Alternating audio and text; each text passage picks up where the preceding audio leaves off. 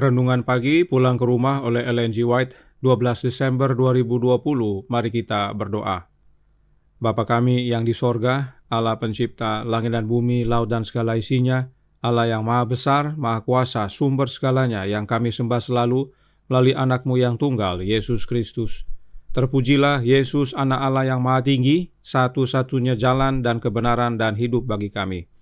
Pada pagi hari ini kami bersyukur boleh bangun dan berbakti dan sebagaimana membaca dan mendengarkan nasihat firman-Mu. Kiranya ini menguatkan kami, mengubahkan kami agar tetap setia kepada Allah Bapa dan Anak-Nya.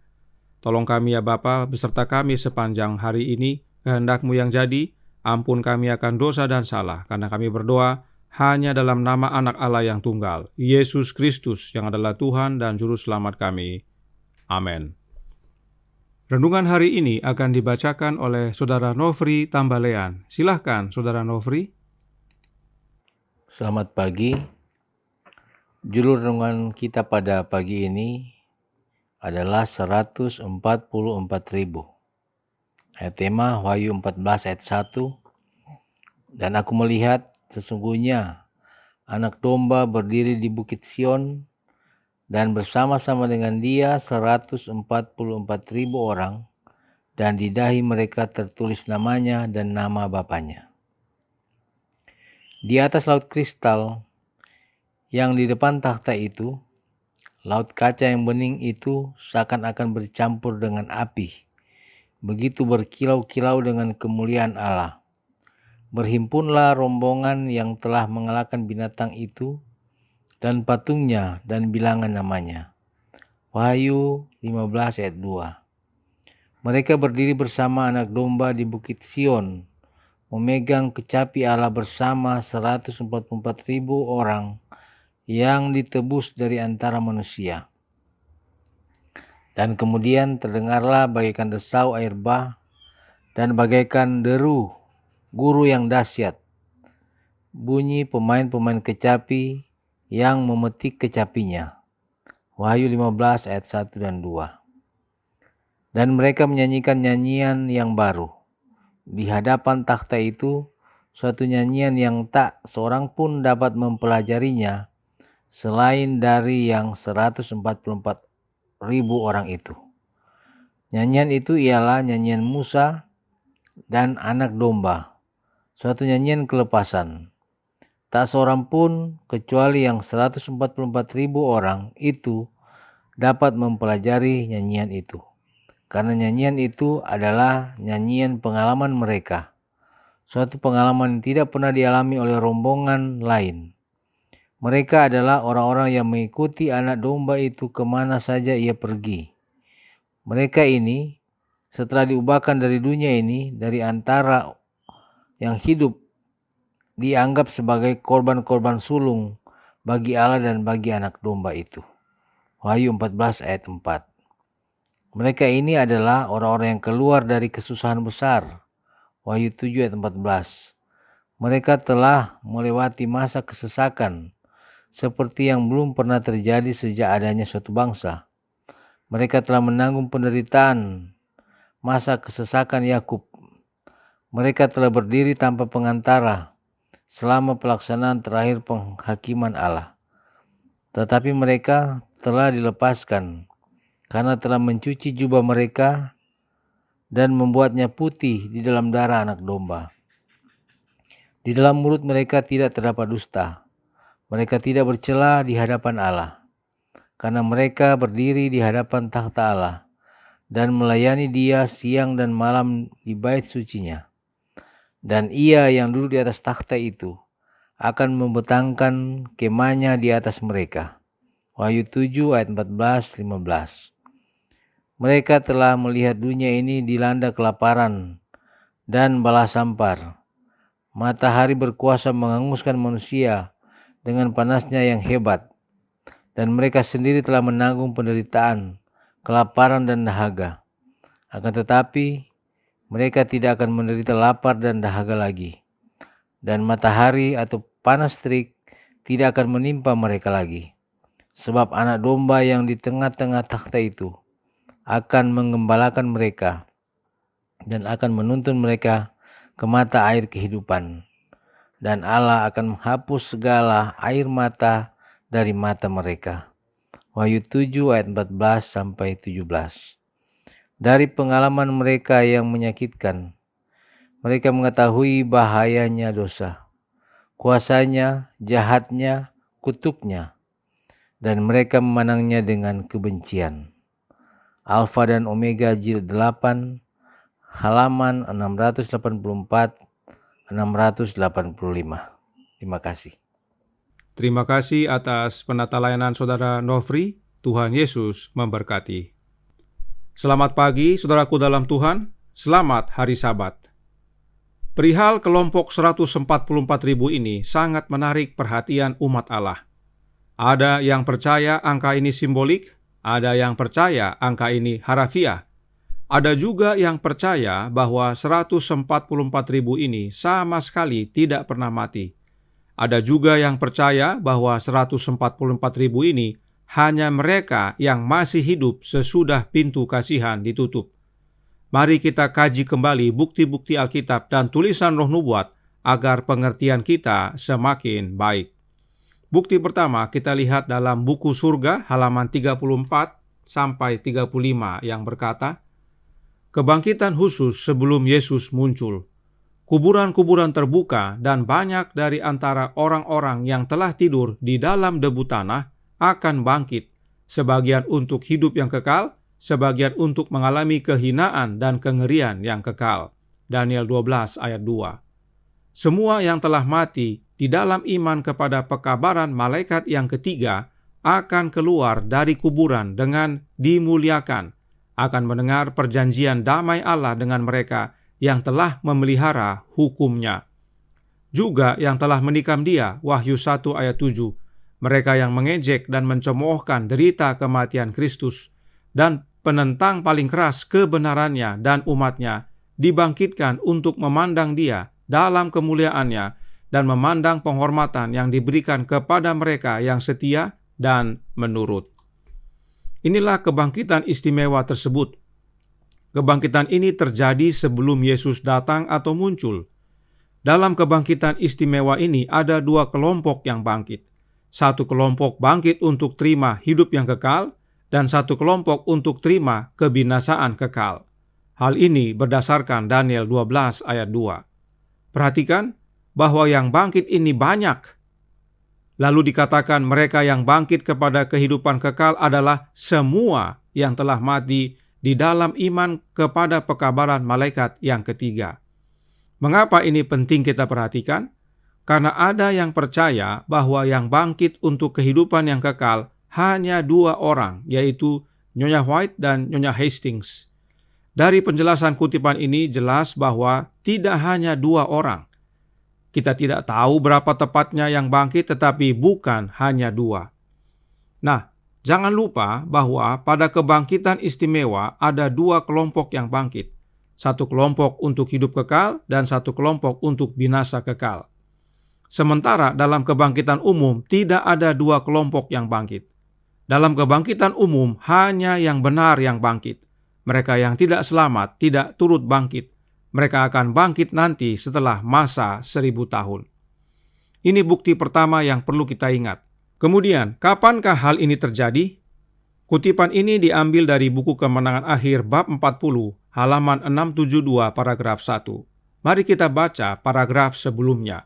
Kemenangan Akhir halaman 671 paragraf 3 yang menjelaskan, pada tengah malamlah Allah menyatakan kuasanya untuk melepaskan umatnya. Matahari tampak bercahaya dalam keperkasaannya. Tanda-tanda dan mujizat-mujizat menyusul silih berganti dengan cepat.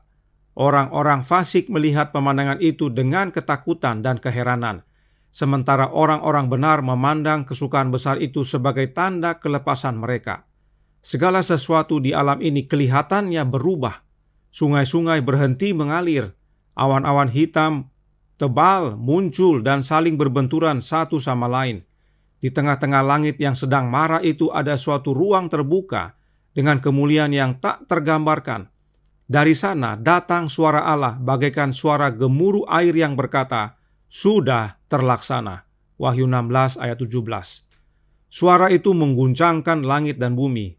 Terjadilah gempa bumi yang dahsyat, seperti belum pernah terjadi sejak manusia ada di atas bumi. Begitu hebatnya gempa bumi itu. Wahyu 16 ayat 17 dan 18. Cakrawala tampak terbuka dan tertutup. Kemuliaan dari tahta Allah tampak memancar bagaikan kilat. Gunung-gunung bergoncang bagaikan alang-alang yang ditiup angin, dan batu-batu berserakan ke segala sudut. Ada suatu gemuruh bagaikan datangnya angin topan. Lautan pun bergelora dengan ganasnya. Terdengar jeritan angin ribut bagaikan suara iblis-iblis dalam misi penghancuran.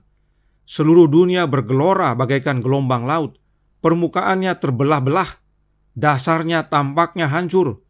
Barisan gunung-gunung tenggelam. Pulau-pulau yang berpenduduk lenyap. Pelabuhan-pelabuhan laut yang telah menjadi seperti Sodom dalam kejahatan ditelan oleh laut yang mengamuk.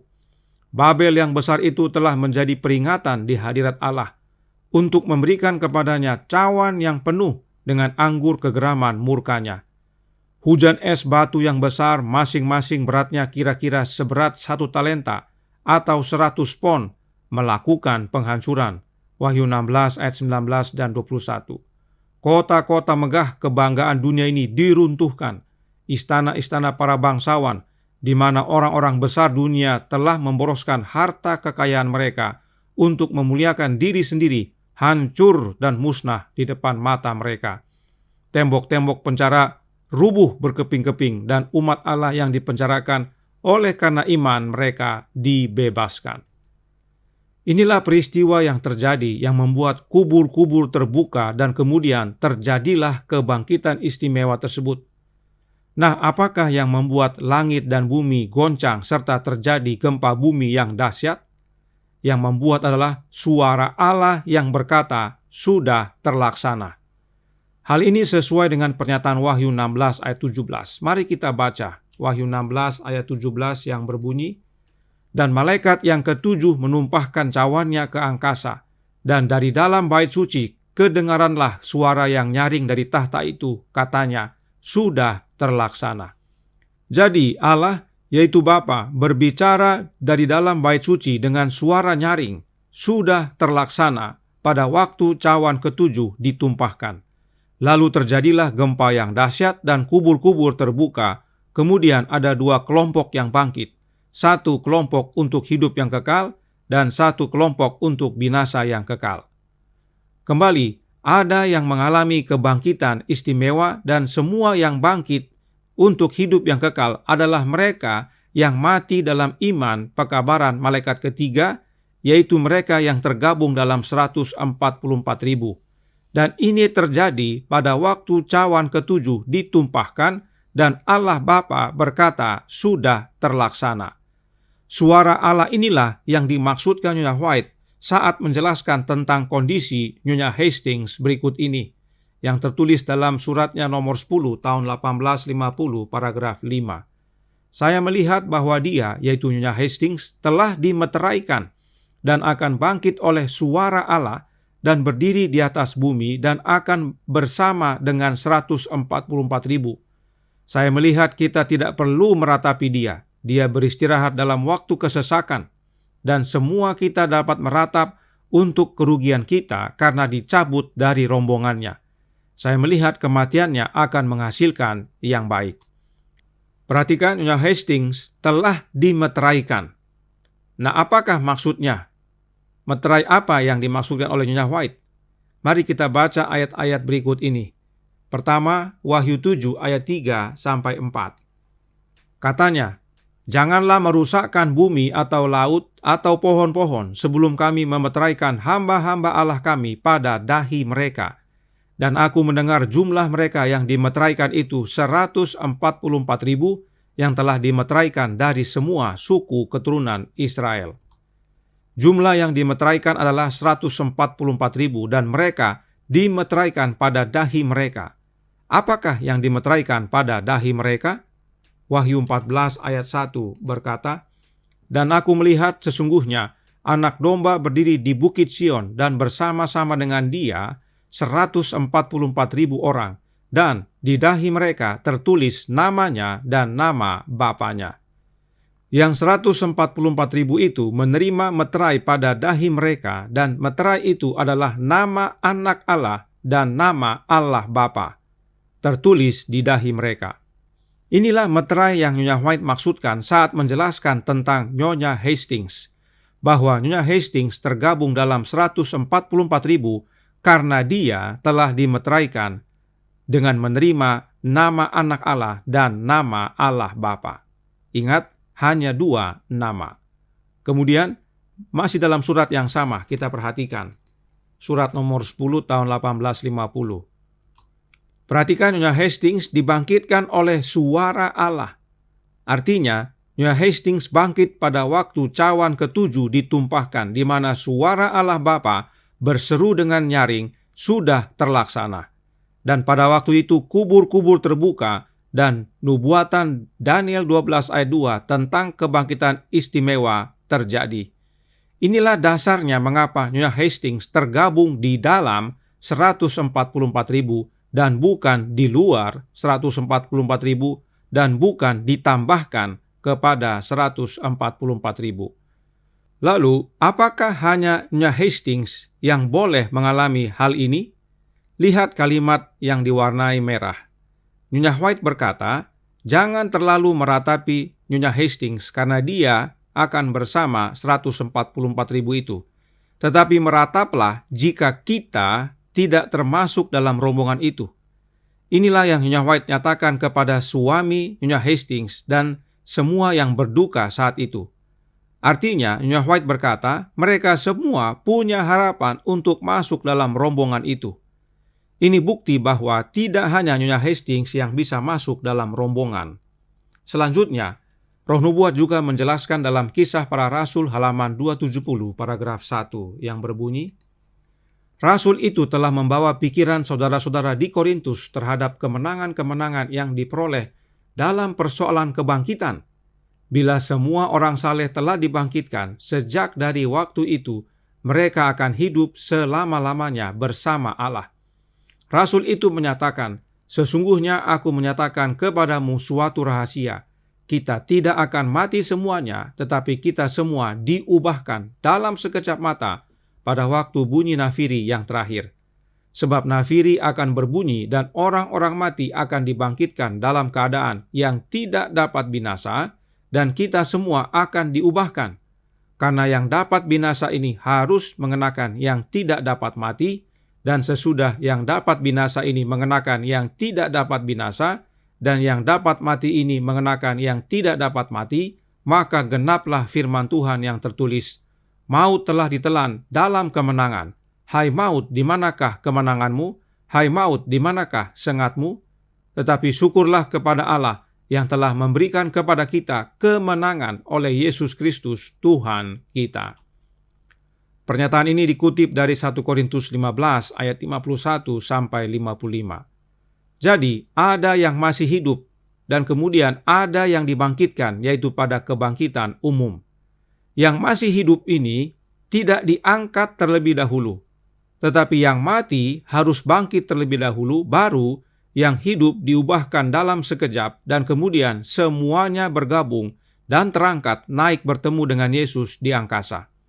Nah, siapakah mereka yang masih hidup ini? Mari kita baca kutipan berikut ini dari tulisan-tulisan permulaan halaman 48 sampai 49. Kemudian sangkakala perak Yesus berbunyi ketika ia turun dalam awan terbungkus dengan nyala api. Ia memandang ke atas kubur orang-orang kudus yang sedang tidur. Lalu ia mengangkat mata dan tangannya ke langit serta berseru, bangun, bangun, bangun. Hai kamu yang tidur di dalam debu, dan bangkitlah. Kemudian terjadilah gempa bumi yang dahsyat. Kubur-kubur terbuka dan orang-orang mati bangkit berpakaikan peri yang tidak akan binasa. Yang 144.000 orang itu berseru, haleluya, ketika mereka mengenal sahabat-sahabat mereka yang terpisah dari mereka oleh kematian. Dan pada saat yang sama kami diubahkan dan diangkat bersama-sama dengan mereka untuk bertemu Tuhan di angkasa. Mereka yang masih hidup saat Yesus datang dan bangkitkan orang-orang benar adalah kelompok 144.000. Rombongan 144.000 inilah yang menyaksikan peristiwa kebangkitan umum di mana Yesus memanggil orang-orang kudus yang sedang tidur dalam kuburnya. Pada saat orang-orang kudus itu bangkit, kelompok 144.000 ini mengenal sahabat-sahabat mereka yang terpisah dari mereka oleh karena kematian. Itu sebabnya mereka berseru, "Haleluya!" Lalu apa yang terjadi? Mereka yang tergabung dalam 144.000 diubahkan. Sementara yang bangkit dalam kebangkitan umum mengalami perubahan saat mereka dibangkitkan, perhatikan kalimat warna hijau, kubur-kubur terbuka dan orang-orang mati bangkit berpakaikan peri yang tidak binasa. Artinya, mereka yang mengalami kebangkitan umum ini, pada saat mereka bangkit, mereka langsung diubahkan. Namun, yang 144.000 itu, saat mereka alami kebangkitan istimewa, mereka belum diubahkan. Nah, ada kebenaran penting yang perlu diketahui. Oleh karena disebut ada yang masih hidup, yaitu kelompok 144.000, banyak umat Allah yang percaya bahwa kelompok 144.000 itu tidak mengalami kematian. Hal ini tentunya tidak selaras dengan Alkitab dan tulisan Roh Nubuat. Kenapa? Alkitab berkata dalam Wahyu 14 ayat 13, "Dan aku mendengar suara dari sorga berkata, tuliskan, berbahagialah orang-orang mati yang mati dalam Tuhan sejak sekarang ini. Sungguh kata Roh supaya mereka boleh beristirahat dari jerih lelah mereka, karena segala perbuatan mereka menyertai mereka." Ini adalah perkataan yang dinyatakan kepada Yohanes setelah dia menerima pernyataan tentang pekabaran malaikat ketiga, bahwa mereka yang mati oleh karena iman dalam pekabaran malaikat ketiga akan disebut berbahagia. Dan ini mulai terjadi tahun 1844. Dan ingat tadi bahwa yang 144.000 itu disebut mereka yang mati dalam iman kepada pekabaran malaikat ketiga. Artinya, ada yang mati dan salah satu contohnya adalah Nyonya Hastings. Lalu, kenapa disebut kita semua yang hidup sepertinya tidak mati? Perhatikan kalimat akhir kutipan tersebut yang tertulis dalam tulisan-tulisan permulaan halaman 48 sampai 49. Perhatikan yang ditandai kuning dan biru. Saat kubur terbuka dan orang kudus bangkit, sudah diubahkan. Kelompok 144.000 bersuka cita dan berseru haleluya, sebab mereka mengenali sahabat-sahabat mereka yang bangkit. Lalu kemudian pada saat yang sama, yaitu saat peristiwa kebangkitan umum itu terjadi, yang 144.000 itu mengalami perubahan. Jadi, saat orang kudus mengalami kebangkitan umum, mereka bangkit sudah diubahkan, dan pada saat yang sama, yang 144.000 yang saat itu hidup turut diubahkan. Jadi sambil menyaksikan peristiwa kebangkitan itu, yang 144.000 itu turut diubahkan. Baru kemudian yang bangkit dan yang masih hidup, yaitu yang 144.000, bersama-sama diangkat ke angkasa untuk bertemu dengan Yesus. Apa artinya kutipan ini? Artinya, mereka yang mengalami kebangkitan istimewa, saat mereka bangkit, mereka belum diubahkan. Itu sebabnya mereka disebut tidak mati, karena kondisi mereka waktu mati sama dengan waktu bangkit, yaitu masih dengan tubuh yang fana, belum diubahkan menjadi baka. Jadi karena masih dalam keadaan tubuh fana, mereka layaknya tidak mengalami kematian. Mereka layaknya bangun dari tidur. Dan saat Yesus datang, baru yang 144.000 ini mengalami perubahan bersama-sama dengan yang mengalami kebangkitan umum.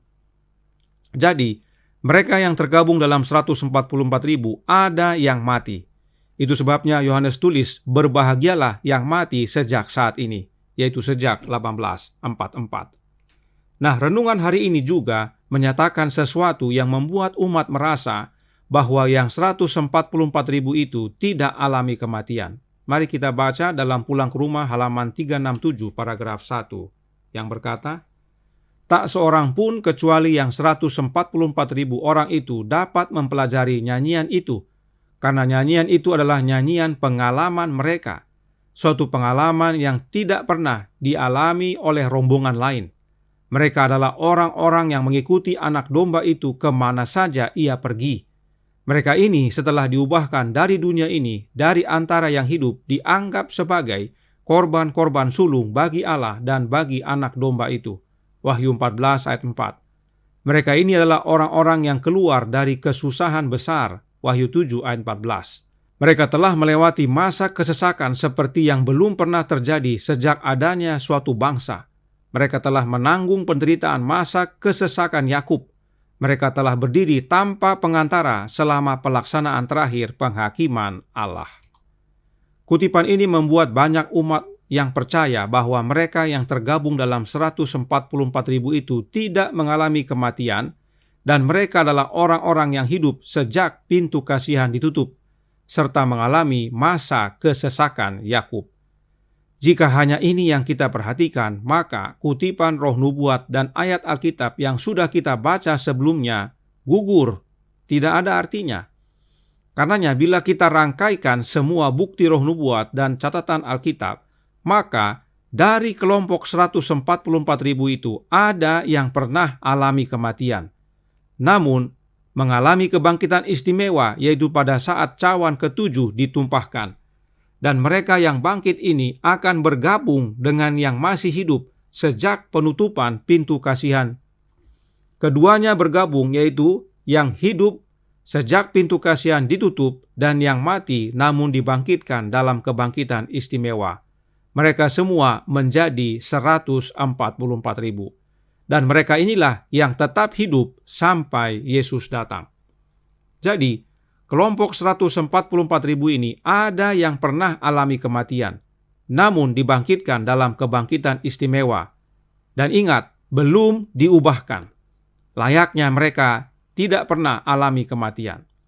Nah, berapa jumlah mereka yang alami kematian ini dan dibangkitkan? Kita tidak tahu. Yang pasti salah satunya adalah Nyonya Hastings. Lalu apa bagian kita? Perhatikan Nyonya White nasihatkan kepada Bapak Hastings, suami dari Nyonya Hastings. Suratnya nomor 10 tahun 1850, paragraf 9, Nyonya White menasihatkan. Berharaplah engkau dalam Allah dan bergembiralah, saudaraku, dan engkau akan bertemu dengannya sebentar lagi. Kami tidak akan berhenti berdoa untuk berkat Allah, untuk keluargamu dan dirimu. Allah akan menjadi matahari dan perisaimu. Dia akan mendukungmu dalam penderitaan dan pencobaanmu yang dalam ini. Bertahanlah dalam pencobaan dengan baik, dan engkau akan menerima mahkota kemuliaan bersama pasanganmu saat kedatangan Yesus. Pegang teguh kebenaran, dan engkau akan dimahkotai beserta istrimu dengan kemuliaan, kehormatan, keabadian, dan kehidupan kekal. Nyonya White bilang, Bapak Hastings akan menerima mahkota kemuliaan bersama dengan istrinya saat Yesus datang. Apakah Bapak Hastings akan tergabung dalam 144.000? Tidak disebutkan, kita tidak tahu. Tapi yang pasti, Nyonya White katakan Bapak Hastings akan terima mahkota kehidupan. Bapak Hastings selamat. Karenanya, saudaraku dalam Tuhan, bagian kita adalah tetap setia kepada Allah Bapa dan Anaknya. Sebab mengenal Allah Bapa, satu-satunya Allah yang benar, dan mengenal Anaknya yang Dia utus, itulah kehidupan yang kekal. Selebihnya, serahkan kepada Allah Bapa dan Anaknya. Kiranya ini menjadi kekuatan bagi kita. Tuhan memberkati, saya bawa dalam nama Yesus. Amin. Mari kita berdoa. Bapa kami yang di sorga, Allah pencipta langit dan bumi, laut dan segala isinya, Allah yang maha besar, maha kuasa, sumber segalanya, yang kami sembah selalu melalui anak-Mu yang tunggal, Yesus Kristus. Terima kasih atas kebenaran yang Engkau nyatakan pagi hari ini melalui firman-Mu serta tulisan roh nubuat tentang 144.000.